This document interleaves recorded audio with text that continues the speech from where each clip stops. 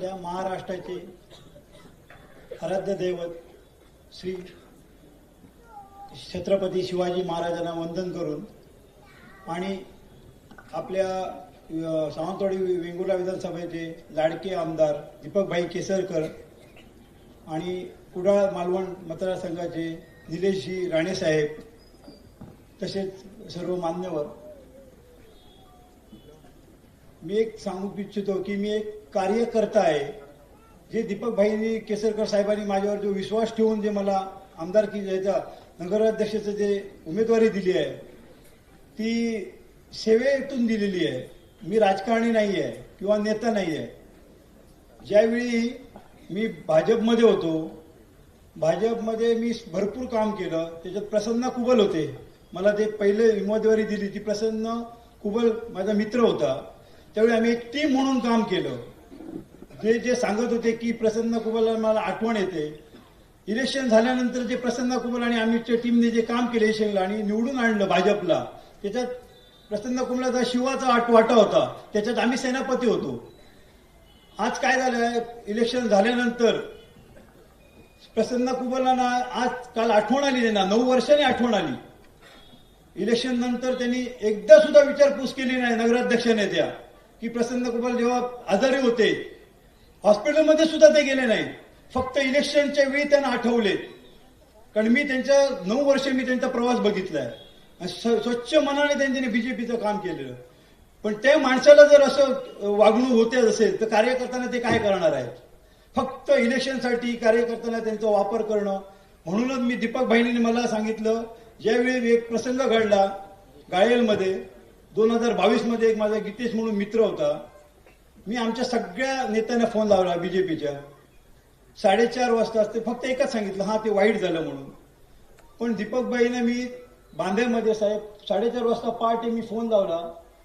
साहेबांनी तो उचलला. आमच्या नेत्यांनी कधी फोनच माझे उचलले नाही कार्यकर्त्यांचे. त्यांना फक्त नेते मंडळीच पाहिजे. कारण आम्हाला कोणच विचारत नव्हतं. निष्ठावंत कार्यकर्ता बीजेपीला नकोच आहे, फक्त कामापुरतीच पाहिजेत.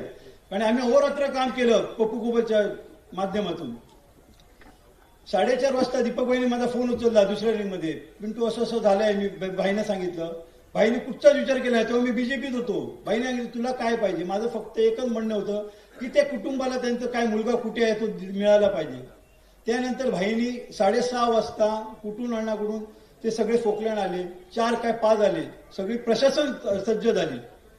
आणि 8 दिवस सकाळी मी 7ला 8ला आमची टीम, भाजपची सुद्धा मित्रमंडळी माझी आणि वेंगुर्ला वासियांची, आम्ही क्रिकेटपटू होतो. सगळे आम्ही रोज 8 वाजता जायचो, संध्याकाळी 8ला यायचो. असे 8 दिवस आम्ही जायचो तिकडे. 8व्या दिवशी आम्हाला तो माझा मित्र दिसला. तो पण भाईंच्या माध्यमातून. आमचे फक्त तिथे यायचे निलेश साहेब फक्त फोटो काढण्यासाठी यायचे आणि सांत्वना देण्यासाठी यायचे. आणि प्रेसला काय सांगायचे, हे कार्य चालू आहे. पण मुख्य जे आहे भाईंनी त्याच्यानंतर ते क्रेडिट पण घेतलं नाही की तो मिळाल्यानंतर ह्यांच्यानी प्रेस घेतल्या, सगळं आम्ही केलं म्हणून. मी भाईंना सांगत होतो, साहेब तुम्ही या तिकडे मठमध्ये. तर त्यांचे नेते मंडळी ते होते. मी त्या व्यासपीठावर गेलो नाही. ज्यांनी कार्य केलं, ज्यांनी आम्हाला मदत केली त्यावेळी ते माणसं कोणच नव्हती भाई आमचे. भाई सांगितलं भाईनी हेच केलं. आता एवढी विकास कामं केली. 5 वर्षात जेव्हा नगराध्यक्षाला राजेंद्र गिरब होते, मी पण त्या टीम मध्ये होतो. रवींद्र चव्हाणांच्या अध्यक्षतेने आम्ही केलं. त्यावेळी सगळं बरं चाललं होतं. त्या 5 वर्षात कामं केली, सगळी केली. त्यानंतर नगरसेवक बाबा आपले आहेत की नाही हे त्या नेत्यांनाच माहीत नाही. फक्त काय नेते मंडळी स्थानिक आहेत तीच फक्त त्यांच्या कॉन्टॅक्टमध्ये होती. आणि 4 वर्षात त्यांच्यानी कुठचीच कामं केली नाही. आता ते सांगतायत की मी 4 वर्षात म्हणजे कामं आणली प्रशासनाची. हे सचिनजी वालवकरांच्या माध्यमातून आम्ही सुद्धा बीजेपी जेव्हा आम्ही पक्षात होतो ते त्यांच्याकडेच जायचो. पण आम्हाला कोण नेताच नव्हता. हे अध्यक्ष होते, फक्त आपली कामच करायचे. आम्ही नगराध्यक्ष, मी नगरसेवक म्हणून सगळी जी एवढी विकास कामं आहेत वार्डमध्ये आम्ही दीपकबाईंच्या आणि सचिन वालवकरांच्या माध्यमातूनच केली आहे. त्याच्यामुळे मला सुद्धा आज सांगत होते की प्रवेश करताना आधी 1.5 तास भाई तुमच्या समोरच फोन आला होता प्रवेश करू नको म्हणून. 8 महिने मी आधी त्यांना राजीनामा दिला आहे. म्हणजे तुम्हाला 8 महिन्यानंतर जाग आली कार्यकर्त्याची. जेव्हा त्यांना समजलं की माझ्यावर आता कोणच राहिले नाही. कारण त्यांना काय होतं त्यावेळी प्रसन्न कुबलांनीच सगळं बीजेपी आलेली. आम्ही कोणाच्या नेत्यामुळे आम्ही आलो नव्हतो की ती टीम तयार केलेली कोणी पप्पू कुबलांनी. आणि त्यांना दुसरं एक उदाहरण म्हणजे काय की आता हे सांगतायत हॉस्पिटल 8 वर्ष 5 वर्ष तुम्ही सत्तेत होता तेव्हा तुम्ही एक अँब्युलन्स देऊ शकला नाही. मी शेववाहिनीची सुद्धा मागणी साहेब केलेली अध्यक्षांना, शेववाहिनीने अँब्युलन्स द्या. तर त्यांच्या हातात असून पालकमंत्री तेव्हा सगळे होते, एक अँब्युलन्स पण दिली नाही त्यांच्यानी. त्यानंतर 4 वर्षात विकास कामं सोडात, कोणाच्या घरात तरी विचारलं का? आज ते काय करतायत, इलेक्शन आली 2 महिने म्हणून सगळीकडे पळतायत, पेशंट आला पळतायत. पण हे 9 वर्षात स्वतः कधी एक बाबा कोणाला बांबोळीला नेलं का, सहकार्य केलं? फक्त विकास कामाचं सांगतायत. त्यांच्यानी विकास कामं कुठचीच 4 वर्षात केली नाही प्रशासन असताना. आणि आज एवढी त्यांच्यावर वेळ आली आहे की आज त्यांना समोर दिसतंय की शिवसेना आज 1 नंबरला आहे, आपण लीडवर आहोत. आणि आज पालकमंत्री सुद्धा साहेब आज दिवसातून 4 ते 5 वेळा येत आहेत, त्याच्यातच आपला विजय आहे हे लक्षात ठेवा. 4 ते 5 वेळा येत आहेत, त्याच्यातच आज कार्यकर्त्याचा विजय आहे. कारण मी नेता नाही, मी समाजसेवक आहे. कारण माझ्या वडिलांचा जो वारसा आहे बाबांचा, आज 20 वर्ष नगरसेवक होते, फक्त समाजसेवाच केली. अजून भ्रष्टाचाराचा एक डाग नाही आहे पप्पांवर आणि माझ्यावर पण नाही आहे. मी कोणाचं काढणार नाही कोण काय केलं ते, मी समाजसेवेवरच बोलणार. मी याच्या पुढे तुम्हाला वचन देतो की नगरवासी वेंगुर्ल्याचे नगरवासींना की मी समाजसेवा हे पहिलं माझं काम करणार. विकास हा सचिन वालरकर आणि भाईंच्या माध्यमातून हा होतच राहणार आहे हे मी तुम्हाला सांगतो. आणि दुसरा एक विषय, टेनिस क्रिकेट. 5 वर्षापूर्वी आमचं जे ग्राउंड आहे, आमचे सगळे क्रिकेट प्रेमी आहेत, मी पण क्रिकेट प्रेमी आहे.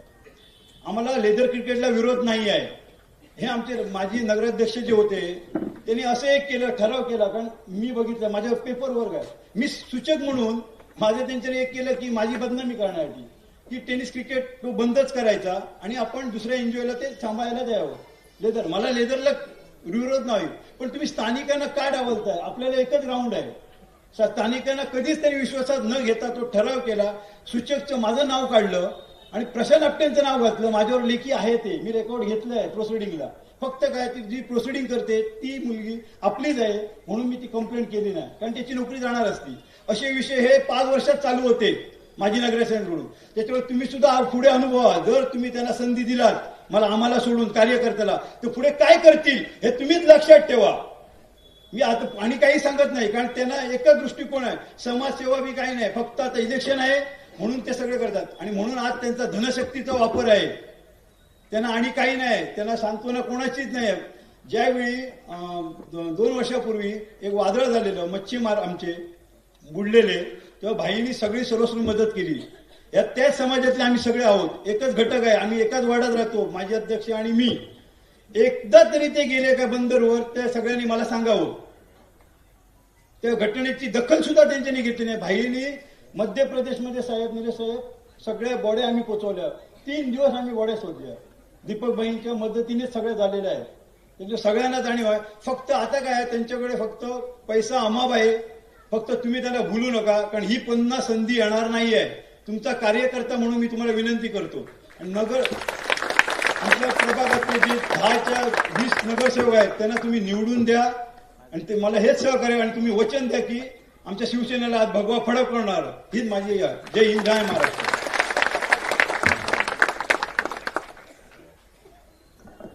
केवळ